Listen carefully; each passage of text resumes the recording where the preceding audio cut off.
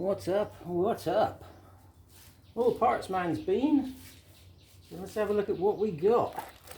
Alright, while I'm getting this lot out, I'll give you the backstory of this CBR engine in case you're new to the channel. So I was given a CBR 250 which had an exploded gearbox, and when I say exploded I mean there was shrapnel everywhere. So it's now rebuilt, the cases were smashed, they've been welded up, the engine is now a 301 and we're trying to get it going. Now the other day I posted up a video saying that there was a problem with the clutch.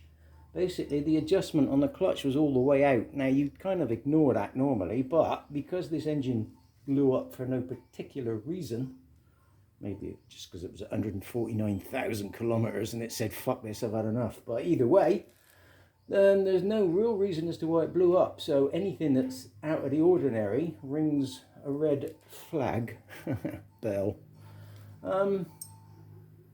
if it's out of the ordinary. And what we were getting was massive clutch adjustment. So when I checked the clutch arm on this CBR, it was more close to 90, like that. It was more close to 90 than the CBR, than the CRF. I've got a CRF over there. The CRF was about 30 degrees back and the CBR was only about 5 to 10 degrees back. So that meant that all the clutch adjustment was taken out. So that's not right. I done an inspection on it. There is a video.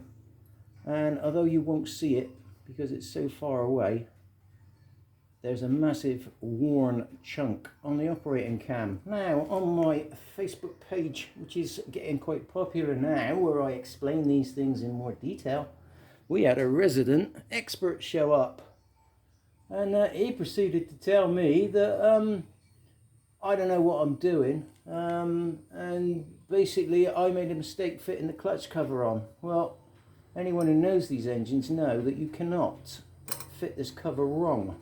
You either engage this with the lifter cam and wind it in as you put the cover on, and then the cover fits flush so you can put the bolts in, or if you put it in wrong, you can't put the cover on full stop.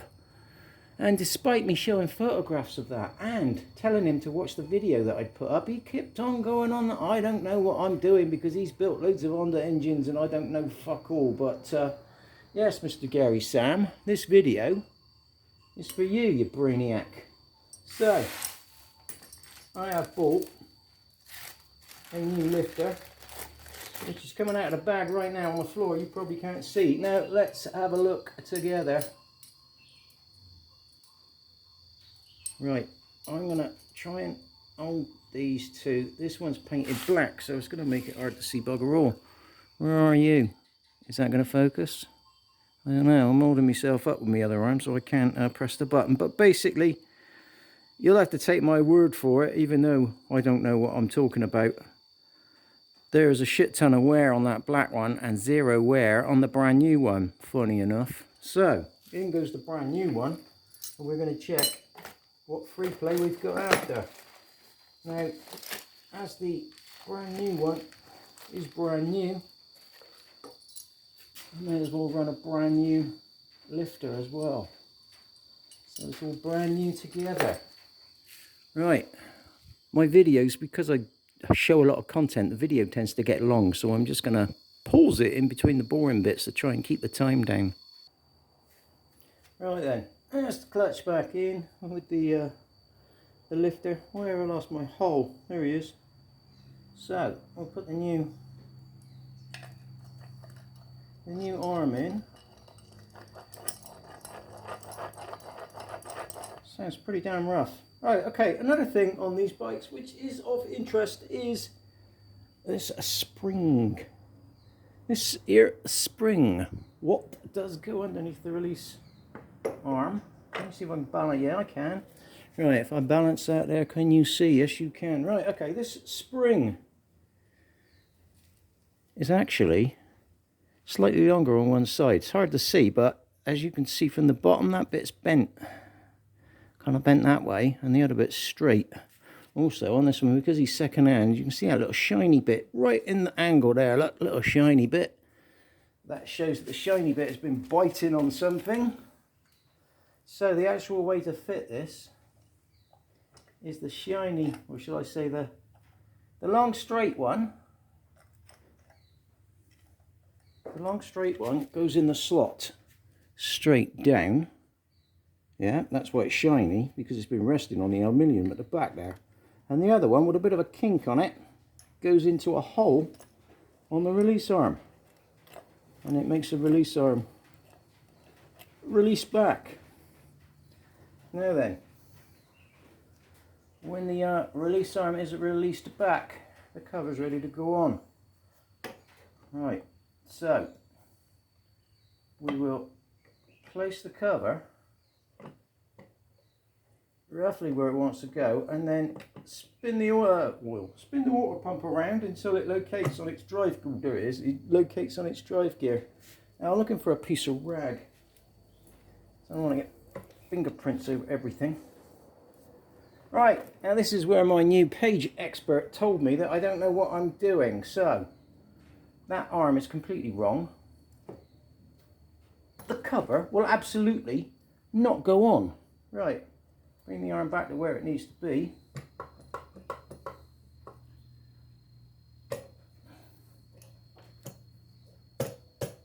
And slowly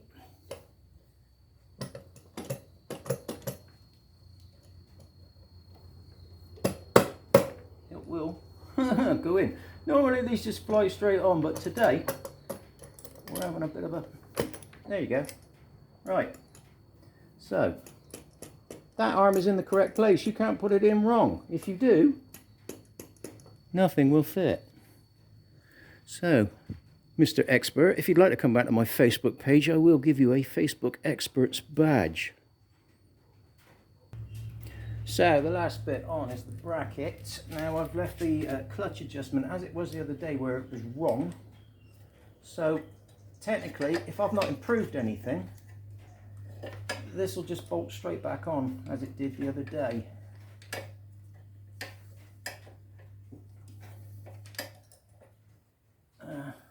Strangely enough, the cable's not long enough now. It's almost as if there's not enough free play. That's really odd, isn't it? I wonder why that is.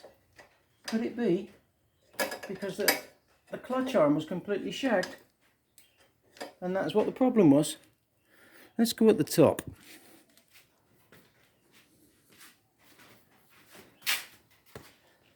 And get the camera stand off my grollies. As you can see, look, I had to take all that out to get the lever to work.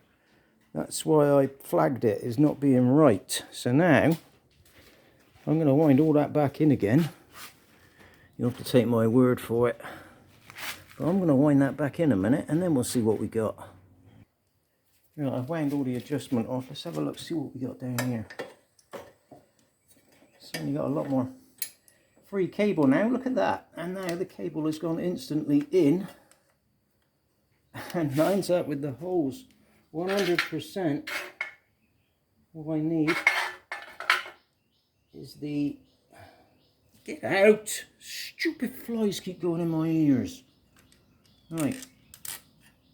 That one for there, and that one for there. Let's just slack bolt these up a minute.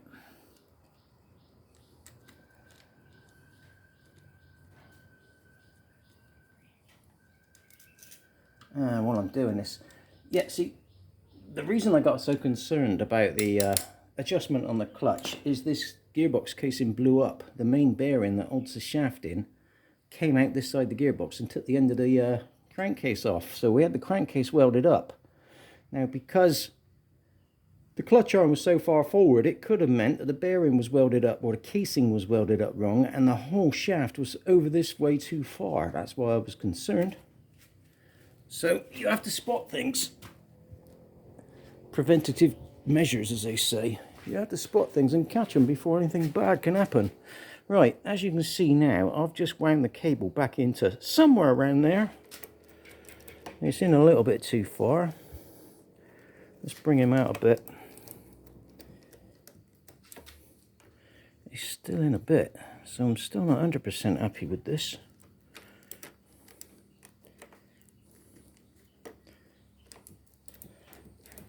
It's out more than I'd be 100% happy with. But I am getting a clutch, so right, things are better. They're certainly not like they were before. I'm going to plop you down over there now. Right, water pump on next. Oh, that's in pretty much bolted up. Let's get some fluids in it and make some noise. Right, see you on the next one. I've just noticed I've got a rear brake seized on. Couldn't get it in the workshop. I had to loosen the wheel off. So that's going to be some fun. In a bit then.